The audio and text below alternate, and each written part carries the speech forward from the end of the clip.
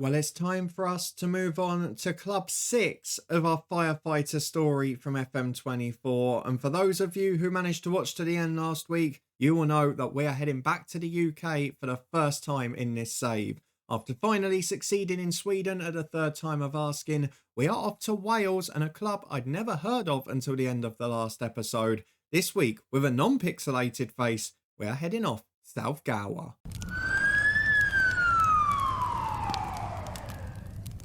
Yes, hello and welcome along to Club 6 of the Firefighter from FM24 with me, Daniel. We are back today to head to the UK for the first time, and we are off to the second tier of Welsh football and the southern region, as we are going to take charge of South Gower, who are in a spot of bother, having been promoted to the second tier. Again, after success in Sweden, we just swung the pendulum in our favour. We've had 3 successes and 2 failures on our CV, and now we're going to try and swing the odds further in our favour rather than bringing it back to level terms. So no equaliser at the aim today. Let's go and get through to a big season at the club. We're going to go and do the usual, meet the players, the staff, and head through all the key moments in the season, as well as finishing off with our job hunt as we look for Club 7. And finally, can avoid the bottom tier of Swedish football this time. If you're looking forward to all of that, then please do chuck a thumbs up on it. But for now, it is over to the job offer we finished on and accepted last time out. We have accepted a huge £400 a week offer at South Gower, which we negotiated up. And that means that we will be taking charge of the Welsh club in just a moment's time. Let's go and get through to our first day in the job and see how we get on, what we've got to work with, and whether or not waiting for the other 2 jobs in Wales was potentially a big mistake. Well, here we are, arriving in Wales for our first foray into Welsh and UK football since this save begun. We've had 3 spells in Sweden, 2 of which were failures, 1 in Denmark, and of course 1 in Slovakia too. Now we're a little bit closer to home, but we join a side in real trouble. A very tough ask this one, but it's what the Firefighter does. We find flames and we put them out. Let's see if we can do it here. A half-star reputation side. The media prediction was pretty big, which I don't really understand because they came up. They didn't finish 15th in the South last season. That's now. They got promoted last season. No director of football, no assistant manager. A new stadium with a 750 person capacity and poor training and new facilities, which I think gives you a little bit of an indicator as to why this club's struggling a little. They only won the 4th tier in 2023, or finished 2nd in it, sorry. So that gives you an idea how quick they've come through the divisions. The one positive we saw here compared to the other clubs was the financial situation. A big wage budget that is currently not being spent might give us a little bit more flexibility later down the line. Can we find free agents? Can we find loan players? Can we get a director of football in that can offer us someone good? That's going to be the big question, because we're not normally used to getting the highest quality of squad in Wales, whether it's been a head coach save or a one club story. So it does leave me a little bit concerned ahead of this. Let's go and get through to the next few messages. 442 being recommended. Not many players that you'll recognise in there. Although the goalkeeper, we have had somewhere before. Can't quite remember where. Want to say Kevin Druids in a head coach. Let's go and have a look at the 5-year plan. Of course, we're only going to be here for one of it. The contract to the end of the season. We've got to avoid relegation. Don't know if we're in any of the cups. I don't think so. And work within the wage budget, which is being comfortably done at the minute. So let's see if we can meet the board and the fan expectations as we arrive for our first day as a manager in the UK. Playing time expectations we'll get to later. 326 followers on social media, but bizarrely, 166 season ticket holders. That's more than most top tier clubs in Wales. Certainly seems odd that. We're not going to say we're going to do any more than avoid relegation, because God knows we can't. We're not going to do anything with that. Who's going to be the captain? That's interesting. There's a player here, Brad Cherry, who's got 19 for leadership. Oh my God, he's terrible. 2.5-star ability, apparently. If that's a sign of things to come, we're in trouble. Then to make him the vice captain, I'm not going to change the skipper for now, especially when it's a starting striker. Need to keep them confident. Other news coming up as well. We'll worry about that in a moment. But let's do what we usually do at the start of these stints. We'll have a look at the staff and the players we're going to be working with, and see just how much work we've got to do, because as a reminder, this club is 15th of 16 in the JD South. They are 3 points from safety. They're amongst 3 clubs at the bottom. Afan Lido, another job we applied for. I would expect them to get better. it's going to be quite tough because there's a bit of a gap after the bottom 4 or 5 to then the rest of the league. So potentially concerning on that front. If we go and have a look at the rules, just so you're aware, there is a domestic loan window in Wales separate to the normal transfer window. So you've got your normal window in the summer and in January, basically coincides with the UK one for England, for Scotland and all of that. You then have a loan transfer window where you can get players from within the nation for 2 months, which goes up to about 3 weeks' time. And in that period, you can also sign free agents. There's nothing against that. And that means that we'll be able to keep bringing in players and maybe produce a high turnover if it's needed. Hopefully, as sort of English non-league players or Welsh players from the top tier, they're released, they don't find clubs. Maybe they get desperate in November, I don't know. Hopefully, it's a good time of the year to join, because if we look at the schedule, there's only one game in the next 6 weeks, which is part of the reason I wanted to join as well. 4 games before the January transfer window opens, including away at top of the league and at home to 5th place. So, bar the first 2 games, there's not really much expectation. The idea here is, can we stay in contention during these 4 games? Maybe nick a couple of draws or a win, keep ourselves within touching distance, and then really look into the new year at, can we bring in lots of players? Can we even bring in free agents before it and maybe sacrifice the first few games at the expense of, we can play friendlies, we can get the squad built by mid-December, and then maybe by January they get match fit. I'm looking at the spells coming up there as well. In January, the 2 home games are against 8th and 12th, a little bit more winnable. The next month, we're away to 7th, home to 3rd, but then away to bottom, home to a side just above us, home to a side just above us again. And we finished the season with 2 big home games as well. So if we can get a squad built by January, I think we'll be all right. And based on my experience of Welsh football, I would expect to have to build. But let's see if there's any pleasant surprises here. If we head through first to the staffing, I mean, there's literally nothing. There is literally no one other than me. That's insanity. To not have a single person at the club. There's an under-19 manager who's not going to contribute for us. But, I mean, I guess there's a positive. There's a free reign for us to build here. If we go and look at the development centre, the under-19s, there's no one there. As you can see from the finances, they're spending 200 quid a week of 1,543. So there is money for us to manoeuvre here if we can find free agents. Because this squad looks tiny. There's 4 greyed out players in there. We are at a level where 2 under-19s have to be in the matchday squad. And from what I can see, there are only 2 at the club. Though they do look to be pretty strong ones. So let's just meet them. We've got 2 goalkeepers, starting with Kelland Abdusalam. He is, oh dear, positioning 4, jumping reach 7, less than 6 foot. I mean, he's atrocious. He can't distribute, he can't handle, doesn't command his box, doesn't communicate, he isn't composed. That's 3.5 star. That's one of our best players. I think I might have made a terrible mistake here. If we can't buy a whole team of free agents, we're in trouble. Lewis Downey's the backup keeper. Get him out as quickly as possible. Defenders, the best players at the club are all in defence. We've got Todd Pearson, a centre-half. Oh no. Oh no. This is our best centre-half. 5 heading, 6 strength, 6 pace, 8 acceleration, 4 for composure, 5 for concentration. Oh no. What have I done? This is a huge step back from anything we've done before. And even then, what are we going to be able to recruit in this position? 3-star ability centre-half who's an under-19. 5 for tackling and heading. Got a terrible personality. Can't jump. He's 5'9". He's got 4 for strength, 6 for pace.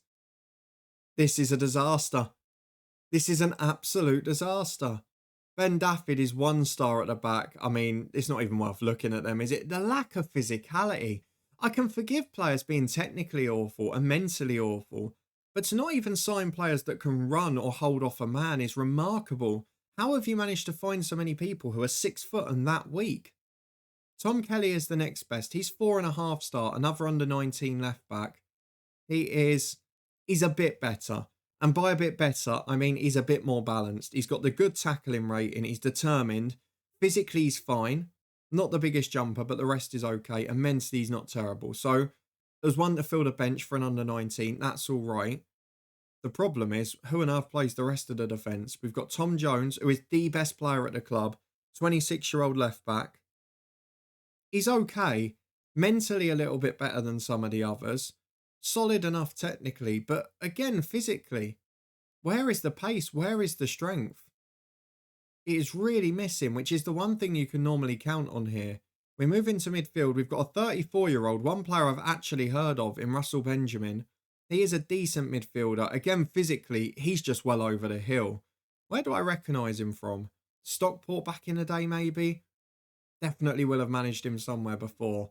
But a good midfielder, very good in the holding role as well. Got the passing, the tackling and the technique. Positionally good. Not bad at the rest of the stuff. It's just physically. We have got nothing in this team. We're going to get so overrun. The rest of the midfield is, there's literally no other centre midfielders. Can any of these three do it? Gareth Booth, right midfielder who can play on the left. He is determined and quick, but pretty awful aside from that. We've got Brandon Davis, who, right, he can play centre midfield. But his passing range is 3, tackling 5, strength 5. Again, pace and acceleration's off. This might be, and I don't know, this is a strong statement. This might be the worst side I've ever managed in Football Manager. Unless the strikers are going to do something I don't know about. We've seen Brad Cherry already. He's a right winger who's got a good personality and he's naturally fit. He's quick. He's got no ability whatsoever. And then we've got 3 strikers, starting with Tom Weir, who's a 3-star target forward. Okay, again, no strength, no pace, no fitness, but his 13 jumping reach, he's good in the air, and he can play off the right as well. So he gives us something. Not much, but something. Tom Hilditch is the star striker, the current captain. 24-year-old, 3.5-star ability. Yeah, he's all right. I don't mind that. He's 6'2". He's a good poacher. Good off the ball, good anticipation. He's all right. He's actually all right. That's the biggest positive I can give. He's not scored a goal yet this year. And all of these have only played 4 or 5 starts. Aren't we like, yeah, we're 13 games in. Who's been playing for them? Toby Gallagher-Keenan is the last. 2-star ability. I actually don't mind him from a mental and physical point of view. But he's just not very good. I still stand by it. I think that's the worst squad I've ever inherited in Football Manager. And there is a lot of work to do. We've got £1.5 a week. So the plan is get adverts out, get a director of football and coaches in as quickly as possible, scouts ideally as well, and just see what we can recruit with this 1.3 grand a week. The positive we've got is that all the players are on non-contract terms. Now, the negative of that, of course, is that players can come and go all the time. You've probably seen it if you've done lower league databases in England, things like that. If you've been in the lower levels of Northern Ireland or Scotland. However, the positive is you can get most players on non-contract terms. And if you can get them to agree lower squad statuses, it doesn't take as much out of your wage budget because they're assuming they won't play so much. So there is room for manoeuvre, but the squad is diabolical. And it leaves me with huge, huge concerns. The big benefit is we've got 6 weeks to build a squad. So I think we're going to come back both before the first game and before the second game, just to see whether we've managed to get any players in or on trial at each stage, see what staff we've got in, and see what level of players we're attracting, at least on trials at the club, to give us an understanding of what we're going to be able to build. I've no idea at this stage. I think it's too early to call a formation. For the first game, I'll probably just play 4-4-2 because there are 2 decent strikers. There is a flat 4 of midfielders and we've got some defenders, albeit no right back. And even the centre-halves who are good. You've got Pearson's left-footed as well. Morgan's left-footed. And then Kelly and Jones are both left-footed. So it could well be a whole left-footed back 4. And the goalkeeper I'm not a big fan of. It's bad news. It's not a good squad. The dynamics are pretty poor. The managerial support's low, despite having a good reputation compared to our players. This is one of the biggest messes I've ever seen, and it's going to be a real test of metal. Let's skip ahead a couple of weeks, get to our first game at the club. The only positive I'm looking at here, if we can get them out of trouble and keep the wage budget down, we might have a chance to get another coaching badge. So we're going to try and treat it like Sweden at first. Don't worry about surviving. Worry about getting another badge because later down the line, that will help you. Let's skip ahead. 12 days, I think it is. 12 days until our first game. See who we've brought in on the staff in front and what players we've been able to get on trial. Well, we've reached our first game now, and while we're nowhere near prepared for this one, and I think it's a game we're just going to have to sacrifice and try and keep the score down, there are some positives, which are We've got the opportunity to bring players in on trial, and some of them are surprisingly big names.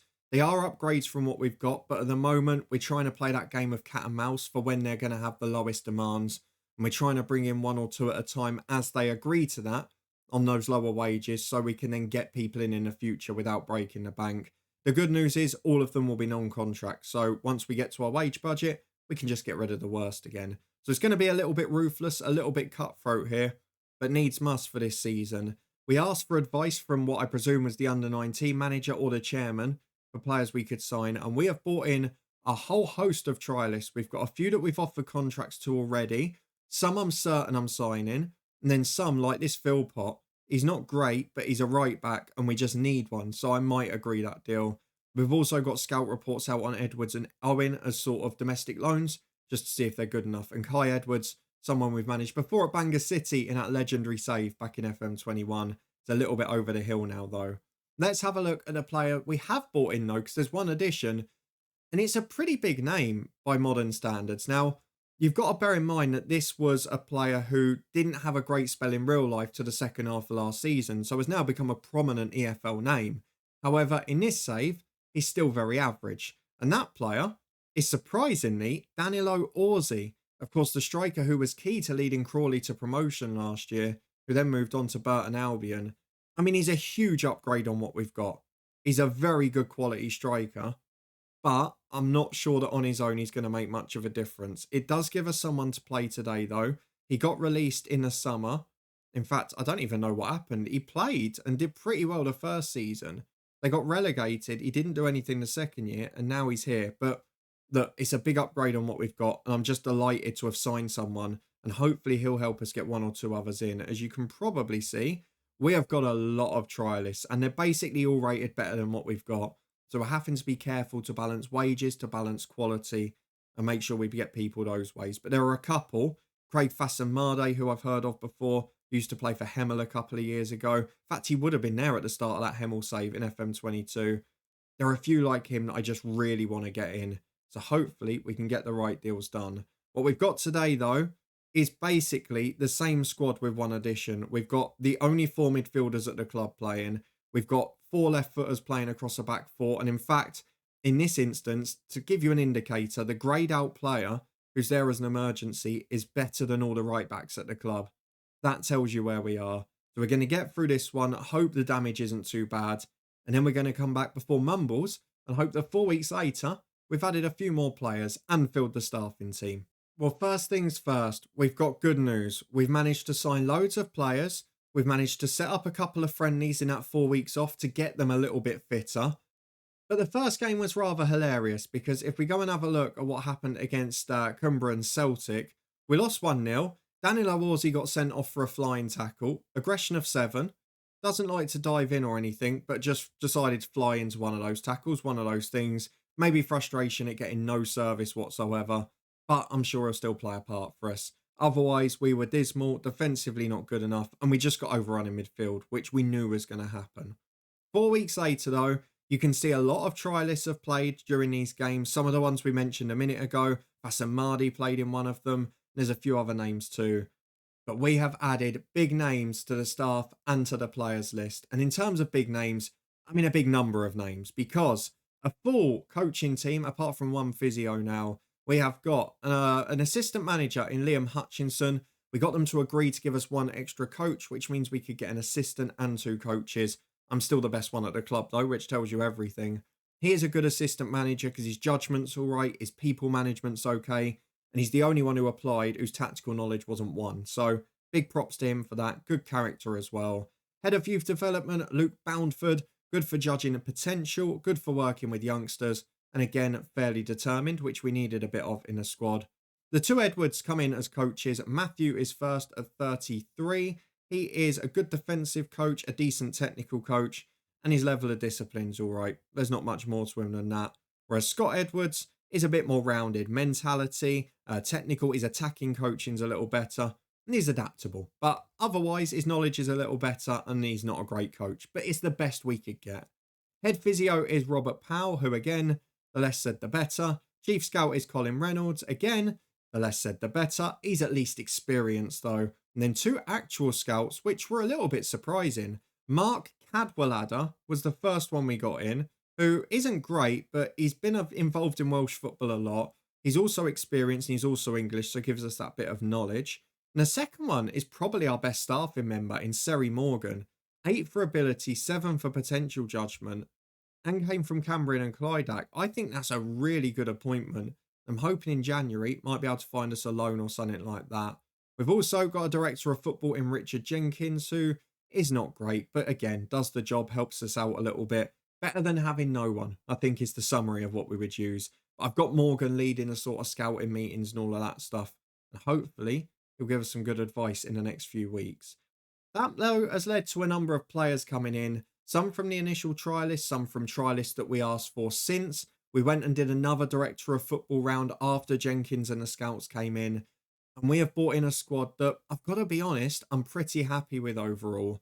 So again, it's a bit of a gamble because I think once we get everyone up to speed, we will have replaced 10 of the 11 that you met at the start of this episode.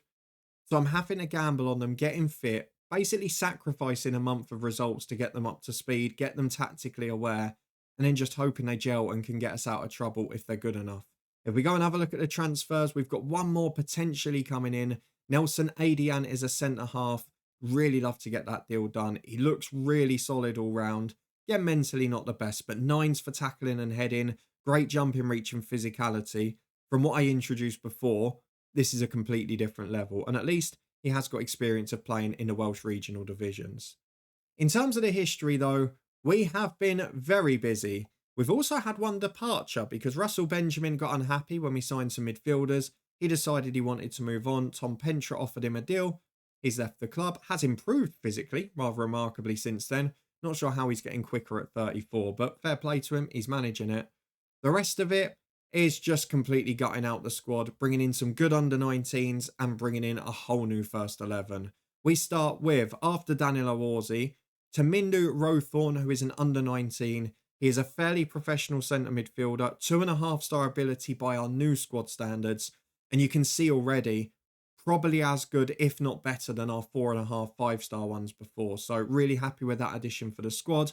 He will not be starting though, because the next two plan to be our central midfielders. It is Revin Domi, who is an Albanian 19-year-old, 3-star ability, 4-star potential. Again, fairly professional, good on the ball, good decision maker, much better physically than what we had. Basically an upgrade on Benjamin, isn't he? Really like him so far. Alongside him, Luke Spokes, who is 3-star ability as well. A bit more of a box-to-box type, but he's got the engine, he's got the determination, he's got the work rate, and he likes a long shot, which is something that at this level of the game can always be useful against part-time goalkeepers. The next one is Reece Jutty, who comes in as a backup right back. Now, the reason I've gone and signed him and why it's important we add players like this, if you go and look at him, he's not great. His anticipation, concentration lets him down. But his contract, appearance fee of £6 a week. So as much as we wanted to bring in some star players, so Danilo Orsi, for example, I think is about 150 is our maximum. So 150 with loads of big add-ons. We've got to be able to keep under the wage bill by getting substitutes who are £6 a week, £7 an appearance fee, 20 quid for an appearance, things like that, and £1 if they're an unused sub. That's going to get us over the line here. We've got to build depth with the lack of players we had. We did manage to get in one superstar that I wanted, Craig Fassamade. Former Hemel man, can play off both wings and up front. Will play off the right for me initially, but gives us options. I just think he's solid all round. He's a lot better than what we've got. And again, just more balanced overall, which is nice to have. Harold William is the next on that list of young players. He's on about £8 an appearance fee. Again, just a solid defender all round. Will be 4th choice behind Pearson and the centre-halves we've signed. Possibly 5th choice if Adian comes in as well. Ahead of duty as our first choice right back is Kemoko Keita Toure. He is 18 years of age, much better than what we've got because we didn't really have anything. Good positioning, good stamina, really good determination, better personalities we're bringing in as well. And he's also got 9s and 8s technically, which is a far cry from the defenders we had before. Then we move to the attacking area of the pitch because we've brought in a new centre forward to go alongside Orsi. We've also signed another one since, but Jakub Zic, he is a target forward who is good in the air at 6 foot. Again, 8s, 9s and 10s all round, much more solid physically. gives us a little bit of a physical presence and good movement as well. He's 3-star ability. Kai Bilton at the moment is a starting centre half. He's 5'11" and can't really jump. So I'm hoping that that ADM will come in and make the team. But again, a big improvement. Just to see attributes of 10 and above for defensive ones is just remarkable from the squad we met where it was all 5s. His partner for today will be Noah Halford. He is a 3.5-star centre half, 8s and 9s across the board. Solid defender, good in the air from set pieces as well. Definitely better than what we had. And in 4 more, we've got a left winger in Ben Akwe. He comes in as one of our bigger earners. Not the best crosser of the ball, but does the rest pretty well. A bit of pace, a bit of physicality, a little bit of flair, which is nice as well. And again, double figures for that long shot rating. Romeo Park was maybe the steal of the lot because I just sort of signed him half blind. Didn't expect him to be so good. An attacking player, a striker who can run in behind, who's quick, good off the ball, composed, determined, and is a good natural finisher. That could be a real blessing in disguise for us. So Romeo Park will get his chance today because, of course, Orsie's suspended. We'll see if he wants to play after that. We'll just pick the best 2 of the 3. And then finally, I know we've got one youngster at the bottom as well, but Travis Ziglam answers the one remaining question. Can we get a goalkeeper? Yes, we can. He's not perfect, but he's a big upgrade. He's the best player at the club now on paper.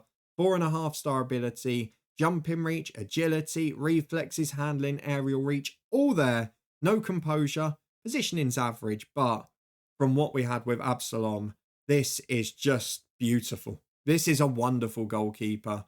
And at 6'4", a physical presence, someone who I hope can help lead us to safety. The final one is a youngster, Jaden Keteku.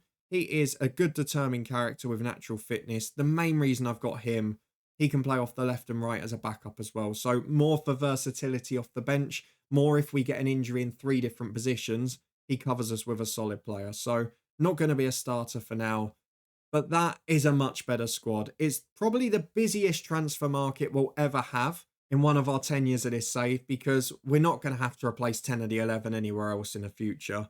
The only one that stays in for now is Tom Jones, the left back, who's still doing all right in fairness to him. But the rest of the team is out. On the bench, we've still got a few of them. One wouldn't be there if we had Orsie not suspended, but Duty and Rowthorne have made the bench as well. So we've essentially replaced 11 of the 18-man squad. And going into the next few fixtures, I'm just hoping that they can build up their fitness, they can build up their sharpness, they can get understanding the tactics, they can be a cohesive unit. And then once this sharpness gets up to speed, which is hard when we're only playing every 2 or 3 weeks, which had been the case until now, I'm hoping they can get going. We've won a couple of friendlies, but of course, we had those guys and some even better trialists in at that point. We missed out on a fair few as well.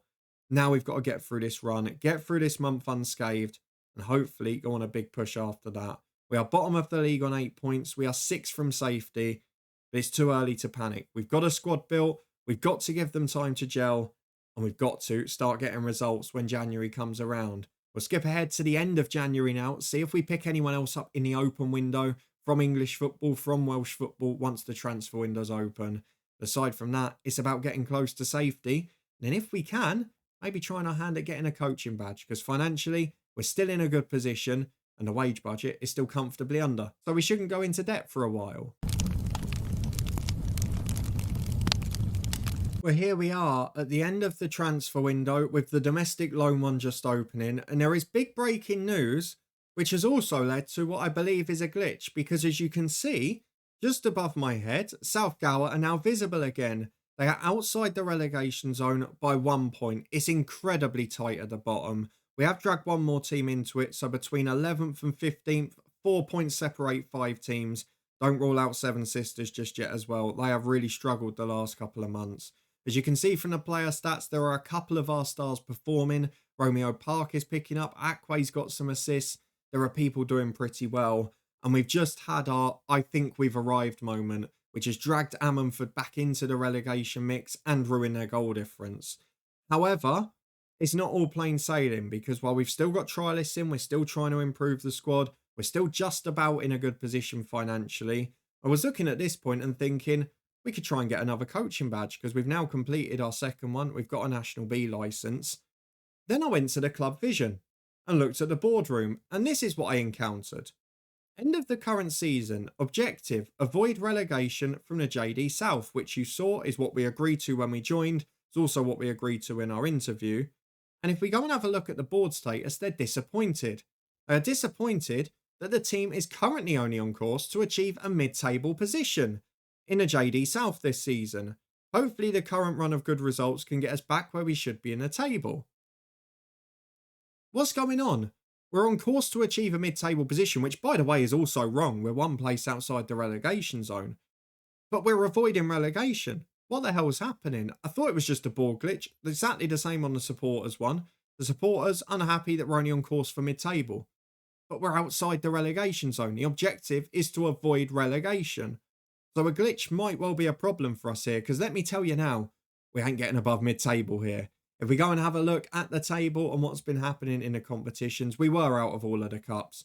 But if we have a look here, we are 1 point outside. I mean, anywhere above 10th is literally undoable. Carmarthen are a much bigger side than us, and that is a huge points gap to make up with what is, well, it's a 30-game season, isn't it? There's only 9 games to go. We're not making up 10 points. However, aside from that glitch, it is starting to show signs of going well. We've got a couple more transfer news bits to tell you about as well. First of all, a couple of players that joined on non-contract terms then left very quickly. Harold William went out at the end of January to St Ives, back to England, didn't play a game for us. And then Reece Duty, who made a couple of appearances off the bench, moved on to Goita United. So good luck to both of them.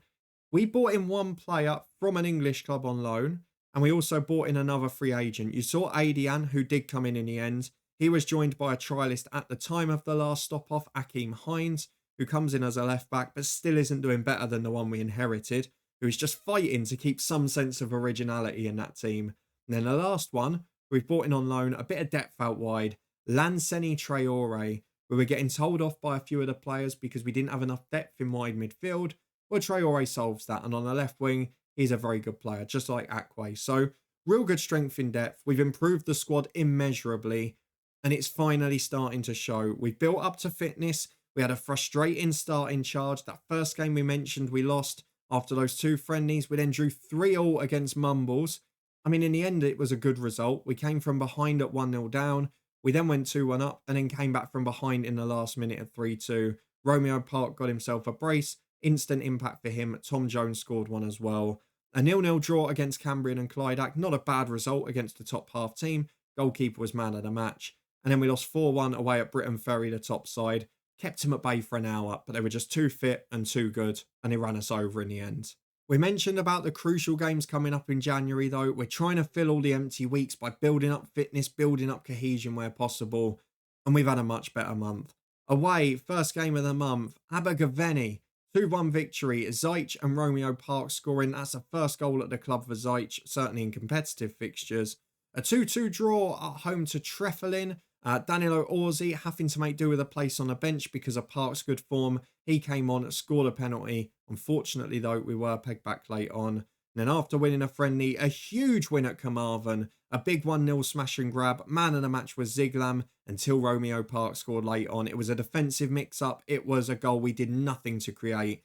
But then it gave us a bit of momentum. And we had our, I think we've arrived moment last week. I'm certainly hoping so. Because at home to Ammanford, we put them right back in the relegation mix with a 6-1 victory. We were 5-0 up at half-time thanks to Fasamade, Akwe, Parks Brace and Danilo Orsi. Then Luke Spokes added a long-range screamer early in the second half.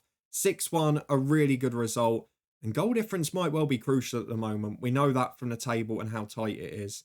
So now with 9 games to go, I'm starting to look at where are we picking up our points, where can we target. Away to Afan Lido is huge. They're one of those sides in the relegation mix. Of course, Seven Sisters and Bagland Dragons, the other 2 below us, both at home. We've got to win them. And in the final games of the season, well, the last one's a mid-table side at home. If it comes down to that, you'd have to hope we can get a result. So it is getting tense. We are doing all right. I think we also added another physio as well. Yep, so we did fill the medical team out. We added William Morgan, who is no better than the head physio, but it's a pretty big team now. We've got depth in the staffing and in the players. I'm starting to feel like we're a decent little side. You can see the shape we've gone for now, and we've had to adapt it a bit. I mentioned I wasn't going to show it early on because we were changing it as we were signing players. But now we've got everyone in. This is the tactic we've stuck with for the season. We've got a right back who's naturally defensive. We've got a right winger who can only play higher up. We've not got anyone of quality that can play on the right of a midfield four.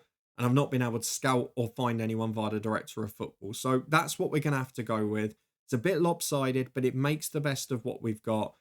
And it's basically the most simple form of tactic I can come up with. Yes, it's a variation of 4-4-2, but the idea is you have a back four that is very defensively solid, a midfield four that supports defence and attack, and then an attacking line that just focuses on being a nuisance and staying up the pitch. So it's almost a 4-3-3, isn't it? It's not groundbreaking. It's not going to set the world alight, but we've got a good goalkeeper. We've got decent centre halves. I feel like we can gamble a little bit defensively. And I'm hoping if these strikers can keep up their form, they'll be able to fire us over the line. It's a very simple tactic. We get the ball wide. We get it into the box. In Orsi, in Park, in Ziyech, even Hilditch when he comes on. We've got 4 good strikers now. So hopefully they'll be able to bang in the goals and we'll be able to secure survival. We'll pop back when there's any key moments. And I'm sure this one's going to have some late drama. So I think you might see one of the final games of the season here. Well, the next game is about to be the most important one because we've had a tough February, I've got to be honest. And as you can see, we have just dropped back into the bottom 3 with 6 games to go. We are playing a side who are bottom, who are 6 points behind us. And if we beat them today, not only will we probably come out of the bottom 3, but they'll be a side who then with 5 to go, 9 points behind, probably can't catch us and will be the first relegated team. So that's something we've got to aim for. Just tick off positions that we can't finish and eventually work that up to 3. Now, if we go and have a look at the schedule, it's been a tough February because we won the first game really well. Danilo Orsi scored again, as did Domi, the central midfielder, who's had a really good spell with us so far. We then won a friendly very comfortably. We're just organising against the sides we can. However, the next 2 games, a 1-0 defeat at home to Lamwint Major, who are a good side. And then probably more damagingly, a 1-0 defeat away at Afan Lido. Sablia scored the goal, who's a player I actually know in FM. He's been at Bromley, but we had him at Woking in our Twitch save a couple of years ago. A really good footballer. He scored the goal for them. I've no idea what they're doing down there. But that meant they jumped over us in the league table and we are now a bottom 3 side. So the next 2 home games become crucial to us. They are the 2 sides below us. And we've got to try and get those results. But then we go away to Pontypridd in 4th, away to Pontardawe in 3rd, and the last 2 games against 2nd at home and 6th at home. Where does the other win come from? Because I've got a feeling we're probably going to need 9 or 10 points to stay up here. I would imagine we're going to need 33. And that would mean winning 3 games and nicking a draw. Are we going to be able to do it? We'll return and find out. I'm sure there's going to be some big moments in the next few weeks. Well, not a footballing update this time, but one for off the pitch. You can see we've won 1 and lost 1 since you were last here, but that is enough to bring us out of the relegation zone. We're on 26, Afan Lido on 25. I still think from the last 4 games, we're going to need at least 2 victories. I'll show you those matches quickly. Fasamade with a win in an ugly performance against Seven Sisters. Big shout out to Travis Ziglam in goal. 8.8 rating. Almost got a 7 rating overall. His shot stopping's been remarkable. And he is a goalkeeper that if I ended up in England or something, I'd look to bring with me. He's been that good. Just deserves a career. We lost 1-0 at Pontypridd. One of those things. They're a top side. But now we've got to beat Bagland Dragons and we've got to pick up 1 result elsewhere. That's not the reason we've come back here though, because the club's finances are still just about in the positive. And the reason they're only just in the positive is because we're outside the relegation zone and we went for it. We asked for a coaching badge and we got one. Now, this is one of the most important updates in here because this is something a lot of you kept speaking about at the start. How are you going to increase your reputation? How are you going to get coaching badges when you're constantly managing at the bottom in short spells? But I'm going to go the other way here. I'd actually say it's been easier to do this than during the head coach because in the head coach, where you're sticking with a club and you're taking realistic options, you're not going to be resigning from a club. You're not going to be turning down a pay packet. So in those situations, you're not actually leaving clubs that are in a poor financial position or where they're not hugely happy with you. So you can spend a long time where the board's not on your side or where the finances are in the negative, and you might end up going 3 or 4 years without getting one. Whereas here, I've actually found it quite easy to take advantage at any time where we've had the opportunity. And I know this is a save of self-preservation and short-term success, but I'm surprised a little bit at how easy it's been. And based on a lot of your comments in the earlier episodes of this save, I'd imagine a few of you will be surprised as well. But something we're keeping track of alongside this save is a little bit of a comparison experiment. But so far, I've not found it difficult to get coaching badges at all, which hopefully will enable us to get better jobs and a better reputation, even though we keep leaving clubs. So a bit like when we were at Ragsfeds in Sweden, I know we had the most heartbreaking finish there, but the good news is we are picking up something from this spell, even if we do get relegated. I've got a feeling it's going to go to the wire. There's 4 big games to come. We've basically got to nick a result from somewhere. So hopefully, in addition to beating Bagland Dragons, we can find one other win before the Mumbles game, which I suspect will be a crucial one on camera in a minute. Well, I thought I had to show you this table because it is quite remarkable, if I'm being honest with you. We are now on 30 points in 12th place, and by the looks of it, with 2 games to go, thankfully the bottom 2 sides are gone, but we could finish anywhere from 14th and relegated up to 9th place, which would be remarkable, really.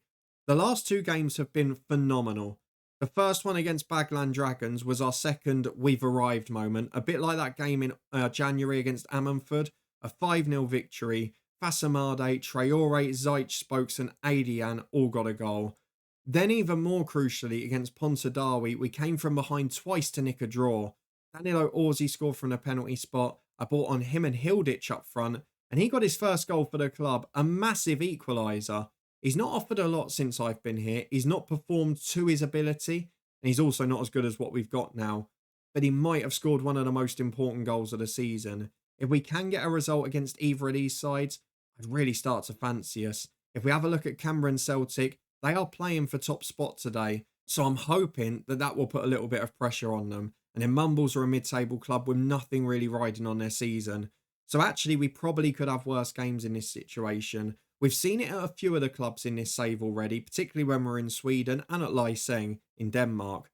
The bottom sides towards the end of the season seem to pick up an awful lot of points, and the top sides all seem to battle to see who can bottle it the most. So I'm hoping that will play into our hands when we play our game at the weekend. But if not, the final game's going to be interesting. I'm going to gamble, I'm going to play the next one and hope that it's a decisive final day. I expect it will be, so we'll be back in a moment for that. Fingers crossed South Gower are heading for safety. We'll be back in a moment to play the final game on camera. Well, this is quite a hilarious one going into the final day. We've actually risen to 9th place by nicking the ugliest win against Canberra and Celtic you'll ever see. A 1-0 88th minute penalty, which was described by the media as dubious, but I'm not going to complain if you're not. And Romeo Park this time was the super sub to save us. Ziglam again in goal. Has probably been one of my best signings of this career so far. I did want to draw your attention also to the top of the table because as well as a relegation battle that involves 6 teams, and I've checked all of the other teams' fixtures, we can still go down. I know it's unlikely with the goal difference for Abergavenny, but the bottom 2 are playing 10th and 11th, so they'll probably win. And then we've got Ammanford and Afan Lido playing other sides as well. So there is a chance we could finish below all of them if we lose this match, especially if we lose it convincingly. But at the top, I said who wants to bottle it the most. There are 5 teams separated by 2 points. Britain Ferry about 5 weeks ago were 10 points clear. They have not won a game. Well, they've won 1 game in their last 4, 2 in their last 6, losing all the rest and suddenly conceding tons of goals after keeping clean sheets all season. I mentioned a game we won last week with a dodgy penalty. They then lost 2 weeks ago against Pontardawe as well, which brought them back into the race.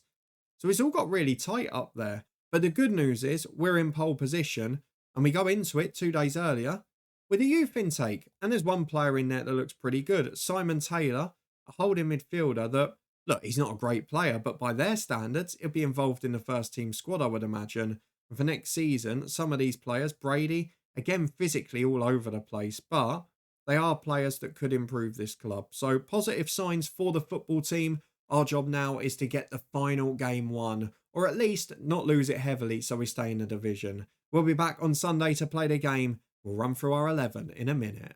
Well, I've just discovered something that I hadn't seen before, which is going to lead to a bit of an anticlimax, I fear, because I assumed that, like most leagues in the world, the final day of the season, all the teams competing at the same stage would be at the same time. How wrong was I? Because there are 7 games today taking place in the Welsh South Division, And then there's one tomorrow, which is South Gower v Mumbles. Now, I need to investigate this. Are we ground sharing with someone else in the division? Yes, we are. Right. We're ground sharing with Lantwit Major. Are they at home today? Yes, they are. Surely the league would have organised it so we weren't playing at the same ground the same weekend. Because that completely ruins the final day of the season.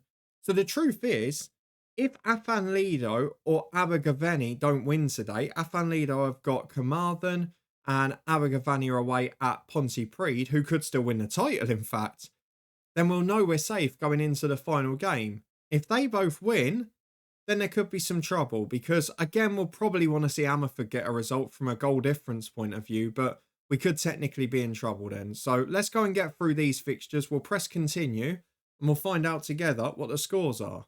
Are we going to survive? Is there going to be a twist in the tail? What a weird anticlimax this could be. Oh my God, they've both won. They've both won. Britain Ferry have won the league on goal difference to Lantwit Major by the looks of it. Having drawn 2-2 on the final day. And ironically, I've got to show you this. Sam Cottrell is a player we tried to get on loan at our last club in Sweden. He was linked with us, or was it the one in Slovakia? But he was actually linked before and didn't get a work permit, which is rather hilarious in all of this. However, Abergavenny won away at Pontypridd by 3-2. Afan Lido won at home to Carmarthen by 2-1. And we're now goal difference away from the relegation zone. So, I mean, the positive for us is I think all we've got to do is avoid a heavy defeat. I'm pretty sure the league is sorted on goal difference first. It is.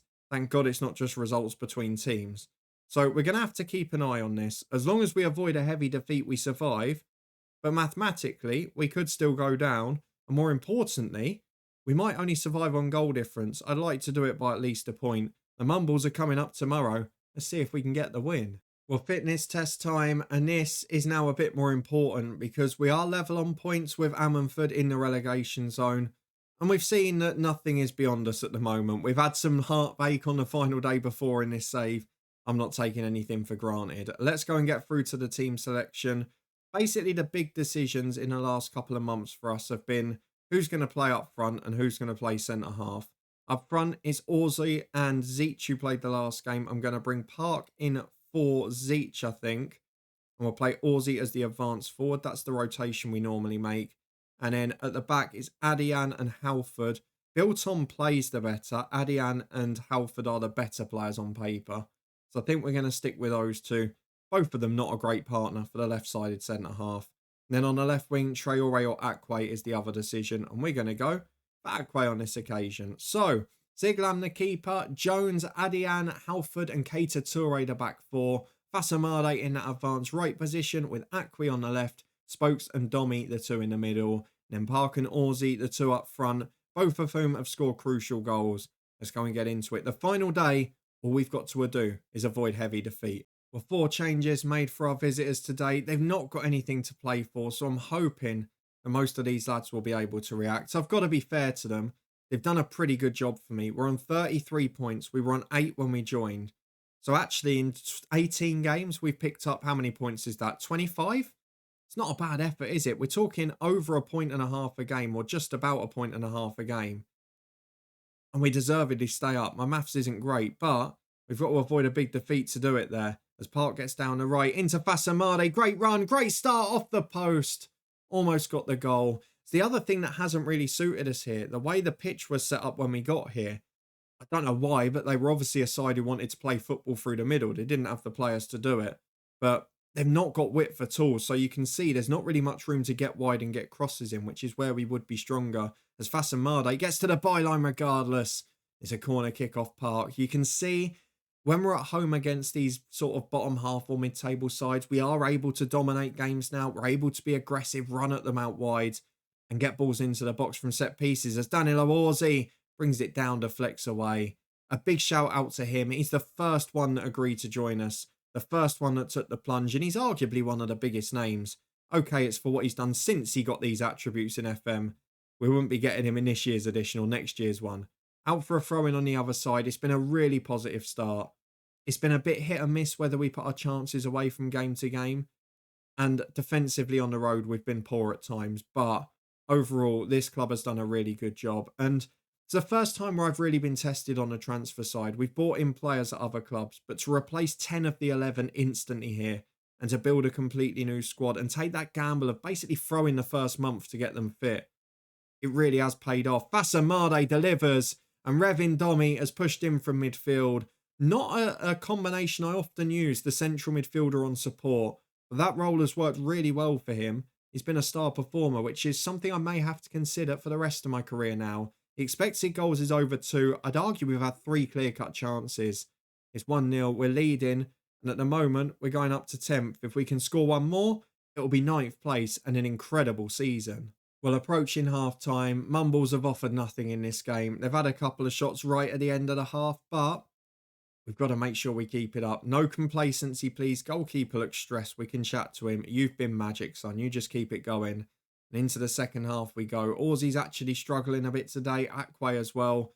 The players I've brought in haven't been that good, but what a season this could be. A survival late on. Could have been a little bit more dramatic if it weren't for the final day being spread out, but still, it went to the final game and we've done really well. To gut out a team and to get a coaching badge out of it as well. This could be a real boost for us this season. As Fasamade, what a game he's having down the right. Cuts inside to Spoke. Space to shoot. We like his long shot rating. And that's why, from the edge of the box, left foot, right foot, it doesn't matter at all. Not a big fan of the roly-poly there, but he got himself a goal. It's 2-0 to South Gower. And we are now doing this in style. You look at the league table and think, what relegation battle? You're right in the middle. It's not been that easy, has it? Just 4 weeks ago, we were in the relegation zone. Look at it now. We've got 20 minutes to go. I'm not going to go mad on the subs. I don't want to change this game. But what I am going to do is bring off Akwe for Traore, bring off Aussie for Zajc, and we'll bring on Hilditch as well. Hilditch will play as the poacher. Another of the originals getting on. And Zajc will be a target forward on attack. I'll bring on the last 2 in a minute. Kateku's not played a lot. He's been injured for a huge period. Only got into the team around February or March. And there's not really anyone for him to replace because the midfield are doing so well. We've got 5 minutes to go. I'm going to drop out Halford for Kyle Bilton. And we're going to take off Jones for Akeem Hines. 2 of my signings coming on again. But what a dominant performance. What a finish to the season. Now don't throw it away. 2-0 with a minute to go. It's into the back post. It's 2-1. Right, it could go wrong yet. We might not necessarily finish on a win. Let's praise the lads. They're playing okay, but we've thrown away bigger ones before. As Fasamade down the right to Toure. Good ball in. Fasamade can't quite make it. Oh, don't cost us the result. I'll be really gutted if we don't win this. I know we'll be staying up now regardless, but I'll be really disappointed if we don't get the win that this performance has generally deserved. Toure heads away. We can't keep the ball in our half, and here they come. Dunn breaks through. Chance to shoot. Good challenge from Domi. Spokes can bring it away. Carries downfield. Back to Bilton. And now Domi. Up to Hilditch. Good ball over the top to Zajc. There's runners in the middle. 2 of them arriving. Now a third. Can he cross? Spokes is there. Puts it over. Should have been the moment we wrapped it up. But 2-1 it remains. And now we've got a corner to defend. You know what's going to happen. You know what's going to happen. No, it's not. Adi Ayan heads away. And here comes Craig Fasamade, who has just turned into one of the best players in the world tonight. Good through ball for Zajc, who timed his run well. 2 alongside. Will he go alone? He didn't make any decision in the end. And across for Traore. He looked offside. It's going to be disallowed. We've already wasted 2 glorious chances in stoppage time. But it's not going to cost us. We go down to 10th because we only win by 1 in the end. But what a season. What a finish. South Gower survive. We've avoided relegation. And that was the objective when we got here. The Firefighter, we've made it 4-2. 4 successes, 2 failures. And more importantly, 3 coaching badges as well. You know what's left for this episode though, don't you? Let's get ahead to the end of the season. We'll do the season review quickly in a couple of days' time. And then it's going to be all about who we're going to be managing next week and what job we can get. Can we find a winter-to-winter one? Can we find one maybe in Latvia, which I really wanted last time? We'll be back in a moment to find out after reviewing our time at South Gower. Well, here is the season review at South Gower. A 10th place finish, a really good effort in the end. The signings that came in, Ziglam and Park were the 2 best ones. you look at where they were playing previously, it does show we've been able to attract players that maybe couldn't find a club after leaving England. Overall, most of them did really well. If I go down, trying to look at ones that were awful, we didn't sign the bottom 3 or 4 there. Halford disappointed a bit at centre half. But otherwise, I think everyone played their part and everyone came up with crucial moments. Even Hilditch and Orsley both scoring crucial goals when it mattered most. We get through to the season results. Britain Ferry hang on at the top and we cling our way out by a few points at the bottom. Good home attendance, that over 200. Not sure how realistic it is. And what a finish. Look at that start before we joined the club. Our first game was that defeat there in mid-November. Then after that, it was that little run in January that helped us. And towards the end, you've got to say, one defeat in the final 6 is the one thing that led us away. If we'd lost 4 points out of those, we would have been down. But really important, that late 1-0 win against the Celtics, the comeback, that big goal from Hilditch to make it 2-2 against Ponsadari, both played their part in survival. 6-1 win and the 5-0 win, both under our management. So well done, and Spokes getting goal of the season there as well. Loads of sponsorship money and stuff coming in. The club stays in a good position financially. It's got a good squad to work with as well. And to be completely fair with it, they managed to stay up, which was the objective here. The initial budget for next season, they've even got a transfer budget. They've upped the wage budget £500,000. Look, for whoever takes over from me, they've got a really good position to work with. Our contract is out, and my God, it's a good job, isn't it? Look at the objective for next season. Finish in the South's top 4 places. I'm very happy to be leaving now. We talk about unrealistic expectations. That is right up there. Let's resign from this job and see where we're next going to be heading. Next week's episode, will it be in Wales again? Will we be moving on to another nation? Let's go and find out. Well, it hasn't even taken a week to get our first job interview that we can actually attend since leaving. We were offered one by Airbus, so we've managed in the head coach before, but the season was over. We've got our first winter to winter league job interview.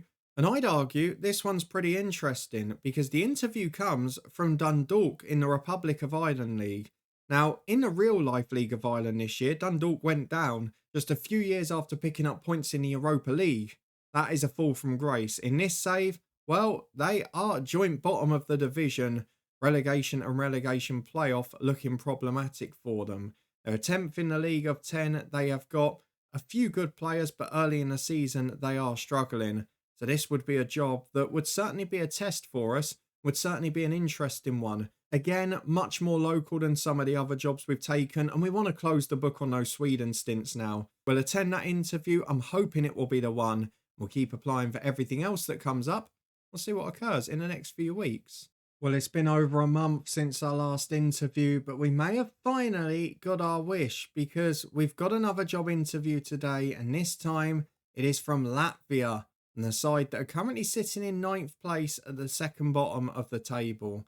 They're a side who stayed up last season at the expense of the team who rejected us when we wanted to move there.